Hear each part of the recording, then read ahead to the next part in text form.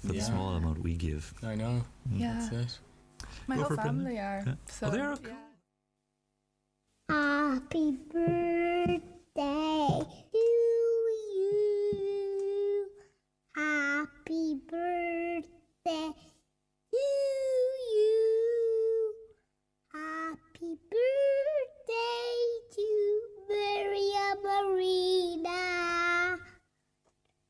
Happy birthday to you. Hip hip hooray! Hip hip hooray! There we are now. That's Hugh, the bold Hugh, Hughie Chardine. Fiona was in yesterday. She used to work for us here at Radio Maria, and now he's 2. And he'd be a Radio Maria baby, I suppose, as well. So welcome back. We're live on Facebook and YouTube as well. You were listening there for the first part of our normal slot for Chatechesis to last year's Chatechesis at this hour with Sarah and Brendan and all the lovely, lively young people who are part and parcel of the radio. We've had just a lovely visit from the Archbishop, His Excellency Jude Thaddeus Okolo, from Nigeria, and I think we might pull a few little pieces of the various elements that he said. He gave us a grand tour of Ireland there, as he seems to know the geography better than his own home place. So now I have Mark McDermott next to me here at the mic and in front of you on the camera. And Mark was one of the original of the species, the first president of Radio Maria Ireland here, and bears all the wounds and knows all the crosses and the toils that went with getting everything established. And on this, our 7th birthday, here we are 7 years on. Did you ever think you'd see it, Mark? I hoped I'd see it. I suppose just to correct, there were a number of presidents just before me, but before the actual radio station got off the ground, kind of thing. Yes, They were, yes. yeah, but as I say, that it was the longest running Radio Maria station to get off the ground at that time. It just took so long. There were so many obstacles. But I was just thinking of it during Mass there this morning. It was beautiful just listening to Archbishop Jude, and I was thinking, it reminded me. He was talking about family and about children and about the children of Fatima, and I just started thinking about my own children as well, and Radio Maria. I suppose equating it with Radio Maria, and I suppose you just sort of look at how Radio Maria has grown in the last 7 years, and I suppose the amount of effort and the energy that's gone into that, and you're sort of very central to that. All the staff here, all of our listeners, so central to all of that. And I suppose it just, say we've 3 teenagers now at home and 2 smaller ones, and you start realising that the food bills go up, the clothes bills go up, I suppose the involvement with sports clubs and all the rest of it. And Radio Maria, I suppose, in some respects is no different to that. It's growing. It's fantastic to see just the number of listeners now, and not just in Ireland but over all over the world. And I suppose listening in through different facets, all of that sort of everything. There's a cost to everything, I suppose, and I suppose that's where we sort of notice there are growing pains, that we're experiencing, I suppose, as a result of that. It means having to bring in more staff, more volunteers. You still have all the general costs associated, and then the financial costs. But I would have to say, speaking with Joan there this morning, she just phoned in. She's one of our listeners, and she was just talking just about how much Radio Maria means to her, and I think it's the same for any of our listeners listening. They just sort of it's very, very much part of the Radio Maria family. It's a beautiful thing to see. 7 years later, just thinking about this day 7 years ago, when Father Michael Ross was the priest director at that stage. We had Terry as well, who was one of the directors, who's the main techie guy behind all of this. He was here last night for prayer, a nice little chat. So look, it's just wonderful to see it. We're still here, and not just still here, but absolutely just listener figures kind of going through the roof, and it's wonderful. It's and the staff here just amazing. The volunteers, and as I say, the listeners is what we're sort of all about. So it's wonderful. Yeah, thanks be to God. It's a real buzz in the building now today, and the Mariathon, which kind of brings it all out in its glory a little bit, in relief. When the Mariathon sort of subsides, things kind of fall back to a not as dramatic. Yes, but it is a nice time to celebrate, a great time of joy, a great time of rejoicing and graces and blessings and thanking Our Lady. And to see it now, certainly from 5 years ago when I came as well, a remarkable change all around. Yeah. And the number of people coming to the microphone, so many people who are familiar with Radio Maria now, it's maybe nearly a household name, I suppose. And so many indeed rejoicing at the blessings that it's bringing. in contrast, maybe to some of the more negative influences, that it's really been a providential instrument. Yeah, and I suppose I've heard that a lot as well from people, particularly during the two and a half recent years with COVID, just how much it has meant to people who weren't able to get out and about, who were confined to home, confined to quarters, if you like. And I'm thinking of people in prisons as well. I'm thinking of, we reach so many people. We'll say it's in nursing homes. The number of people we have listening to us in nursing homes, absolutely fantastic. You're not forgotten. We love every one of you to bits. It's all about sort of reaching out to all of our listeners and trying to make them feel very, very much at home.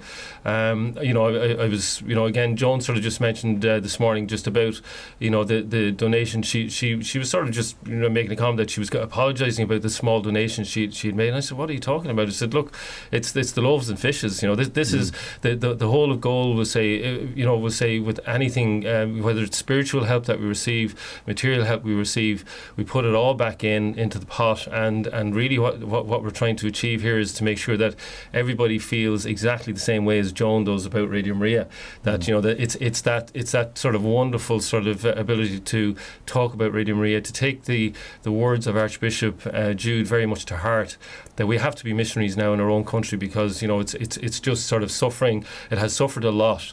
So it's our responsibility, if we like, to try and sort of take the faith forward and to pass on the riches which he spoke about so wonderfully. The Irish priests and nuns that actually brought him the faith, baptised him, taught him the faith. And we have to do likewise. It's our parents and our grandparents who have given exactly the same to us, and we have to pass on those riches. Mm-hmm. And Nigeria is one of the big countries for the Mariathon that they have sort of singled out. They're getting 5 new FM frequencies there. The Bishops' Conference said, look, lads, off you go. And they've got a deadline to the end of next year or something to get 5 radio stations going. This sort of... And I heard you sort of over the last number of days as well, Father Eamonn just mentioned about 250 million people in Nigeria. It is massive. And and you think about sort of even sort of here within our own country, okay, we're smaller, but that doesn't mean that every single soul isn't equally as important. So it's really sort of telling people. I encourage everybody to speak to about Radio Maria. Don't be afraid to tell other people about Radio Maria. Get the message out there. Just ask us to send leaflets to you that you can actually pass on to when you're visiting your mother or your grandmother or your dad or your grandfather in the nursing home. Bring those in.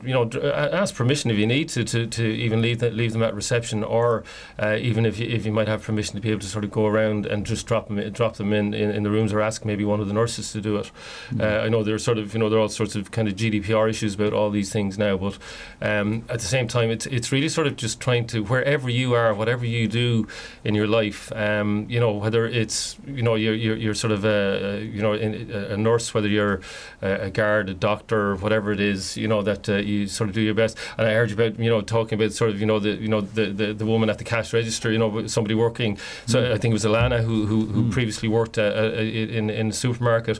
It's people like that we're trying to reach, the ordinary everyday people who actually, when they're sort of just discussing the grocery the groceries at the checkout, that they're actually also maybe dropping in a little hint about Radio Maria, and just wherever you are, you have absolutely the ability to move mountains. Just a thought coming to mind now that I have you here, and given your role in the historical development, early growth of establishing the actual physical facility of Radio Maria here, and now in the light of 7 years on, was there a low moment that you could share that was like this is ridiculous, this is impossible, this is never going to happen, this is mad? Yeah, I mean, initially it was literally even just trying to find the actual the venue, the where we were going to locate Radio Maria was a massive problem. Because I think we sort of checked out at maybe 14, 15 different places around. All over Dublin. And it wasn't just Dublin. It was out as far as Kildare as well. And it was literally, I think it was definitely divine providence. Again, Archbishop Jude speaking about how important his guardian angel is to him, and I'm a huge fan of my guardian angel, and as he said, like, how many of us actually ask our guardian angel, do you even sort of, have conversations? Do you even ask your guardian angel, what's your name? It's a beautiful thing, very, very simple. But it was coming back to that where, in the Church of Adam and Eve's in Dublin, which has the National Shrine to St. Anthony, and I would go there every Tuesday I was there every week, for every day pretty much if I could, for Mass at 1:05. And sadly, I believe that Mass is no longer there. I think it's the 12 o'clock Mass now, probably due to reduced numbers with workers and that not being working in offices as much. But as I say, just going to the Shrine of St. Anthony, and sort of literally imploring him in front of the relics of St. Anthony, to help us, to assist us, and actually giving out. That's right, yeah. Where's our premises? We want to start this radio. And all of a sudden, within, I'd say it was probably about 3/4 of an hour later, I'm getting a phone call from Father Michael Ross to say, I think we've got it, and he was all excited, and I said, oh, come on, he said, we've heard all this before. Okay, 60 times or whatever before. And then when he said where it was located, he said, oh, it's out near the Red Cow, and I said, it's in a sort of a small sort of industrial estate called St. Anthony's Business Park, and I said, what? And so we came out here, sort of, I came out that evening straight after work, and it was just everything was just right about. Now, this was just an empty shell of a building. There was none of the offices here. It was open plan downstairs and upstairs. Wasn't a single office in the place. There were I think a number of maybe 1 or 2 toilets. That was about it. And it had been a showroom for, I think it was maybe for bathrooms and shower units and all that kind of thing. So there was a lot of work then that had to be done in terms of design work, and Radio Maria helped us with that. We had another architect who actually assisted us here in Ireland as well. I think it was Mr. Green was his name. Absolutely fantastic guy. And then I suppose it was just great to see all that sort of coming to fruition, and seeing the studios and the offices taking shape. Then the big challenge, and again, you have been to a number of the World Family events over in maybe Colablenza in Italy. I think they hold them about once every 2 or 3 years. 3 years, huh? So, and I remember them saying at the time the biggest difficulty will be the staff, finding the right staff, and finding people with, I suppose, who actually are on fire with the mission, and sort of really sort of understand, I suppose, what Radio Maria is and what it's trying to achieve. And I suppose we sort of hired absolutely fantastic staff, and as I say, sadly, just for some it didn't work out, and it was a constant toing and froing. And just trying to sort of, we had sort of financial difficulties as well, of course. We're just a new radio station. We were relying 100% on the donations that we were receiving from Italy, from Germany, from Austria. And that sort of had its own difficulties as well. And then sometimes, money coming in, maybe not coming in, and then you're terrified that the staff going to actually get paid this month. So, all those pressures, those from my perspective, those were the greatest pressures. It was because, you didn't want to sort of let down staff. You really appreciated all that they were doing for Radio Maria. And you sort of felt, look, I don't have any control over this. So that's where you actually do have to sort of hand over to Our Lady and say, listen, I've done my best here. Yes. please, Our Lady, help us. Saint Joseph, help us. And look, we're still here, we're still standing. Yeah. So and you had a good wife and 5 small children underfoot, and a job to hold down, and everything else. I know, and thanks be to God, Mary's been, she's always been fantastic. Now she would sort of deny that she was sort of 100% behind the project. She'd sort of say, oh look, I used to give out about all the meetings and the whole rest, because there would have been sort of maybe 2 and 3 meetings a week back then. So, but at the same time, she did sort of she supported me in absolutely everything, and I'm just so grateful to her for all of her assistance, quiet assistance, in the background. Very much almost like St. Joseph, I suppose, to Our Lady in some respects. Yes. And she's doing sterling work with us now on the phone downstairs. If ever you ring, it's Mary's voice more than likely you'll speak to. So it's been a bit of a roller coaster. It has, and I remember that very, very first week when we started up. We had what they call a soft opening, I suppose, and that was on the feast day of Our Lady of Lourdes. And then we had the official opening this day 7 years ago.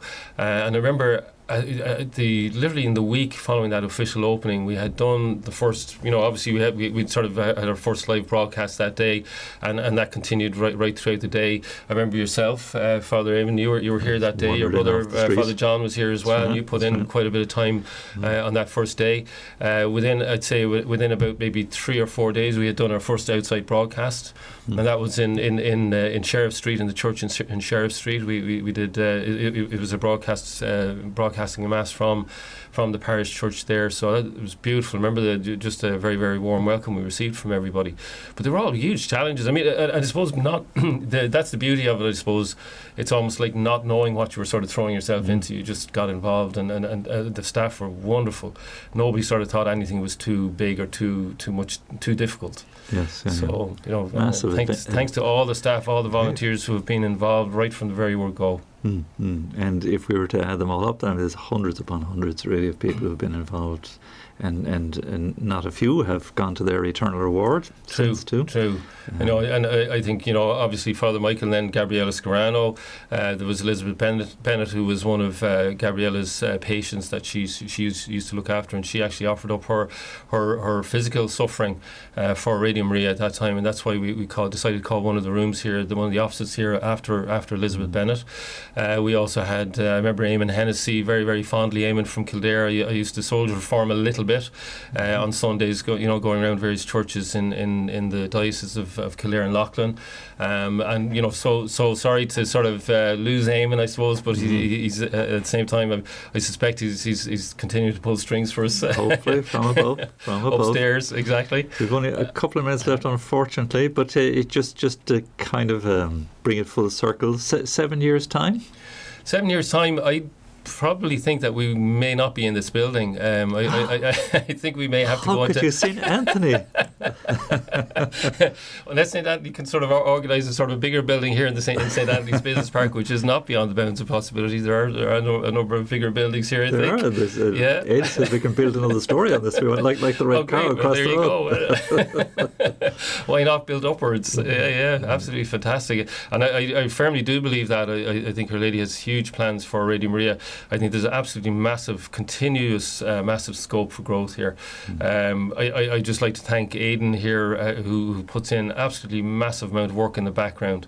Aidan's just an untold hero here, and I just, I think Aidan has got great ideas, and I'd love for him to be able to sort of just get those, get those out and let's get rolling with them, because I think it will sort of lead to exponential growth, huge growth in listeners, and we're not interested in just growth in listeners. We're interested in growth in helping people to develop their faith, helping people to come closer to God the Father, Son, and Holy Spirit, close to Our Lady, Saint Joseph, and to understand the riches of their faith. To understand the beauty of the Mass, to understand the importance of the sacraments and the sacramentals. Even the simple thing like holy water.